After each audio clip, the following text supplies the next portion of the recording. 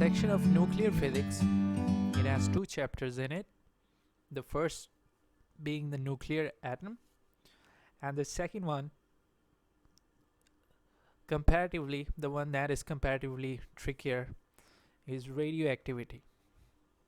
And that also includes some of the mathematical portion as well. And here you have the learning objectives as per the updated syllabus of 2023 onwards. And there you can see 5.1. This is the first chapter and kind of the easy one that we study in the chemistry classes as well. So most of the information would be just carried forward from there. Then you have the next part. Half of the portion of this chapter is theoretical, where you have to like memorize some of the properties and some of the characteristics of alpha, beta and gamma particles and the effects of background radiations and their uses, their applications and stuff like that.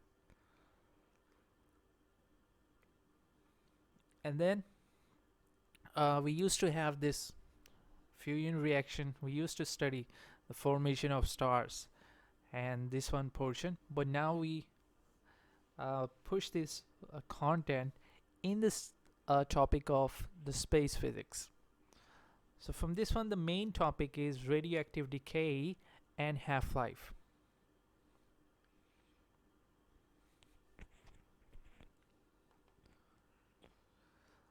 Okay, so let us talk about the timeline of theories about the atom.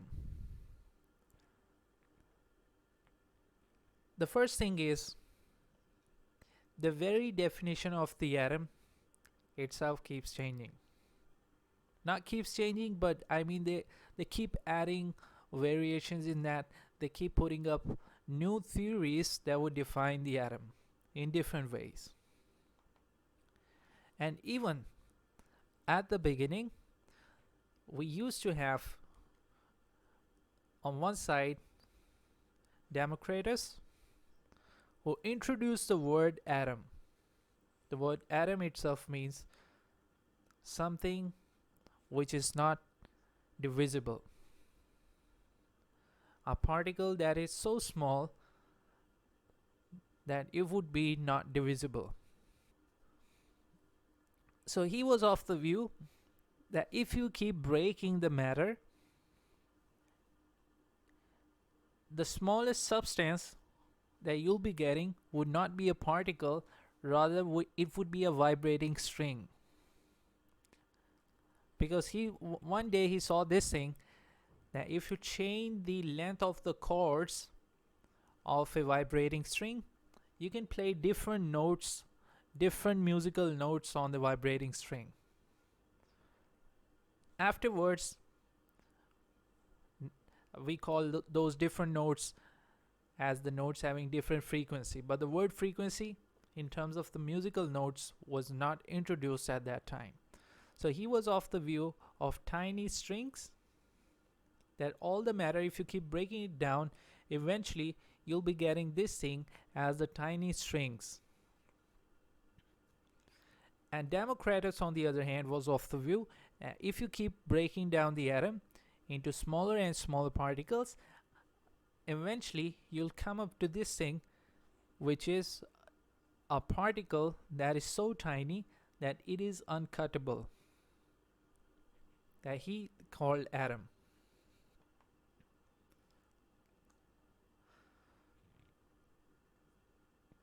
So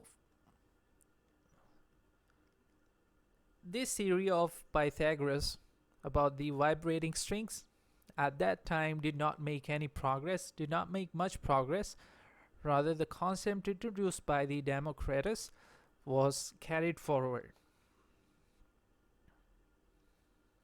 So first, we come up with the Dalton's atomic model. So he suggested that all matter is composed of indivisible atoms, and each element is made up of atoms with a specific mass. So he introduced the concept of elements. Like we knew the elements, but he introduced the concept in a way that different elements have different atoms. So each atom, a specific atom or a specific kind of atom, would have a specific mass. Afterwards, we get this one, which is called J.J. Thomson's plum pudding model. So he discovered the electrons first of all, and he proposed that plum pudding model where the electrons were like negatively charged plums, and those plums were embedded in a positively charged pudding. So this was a concept introduced by J.J. Thomson. Afterwards, Rutherford came up with another model. So Ernest Rutherford, he performed a gold foil experiment that showed the atom have a small, dense nucleus at the center, and that contains positively charged protons, while electrons would be orbiting around it.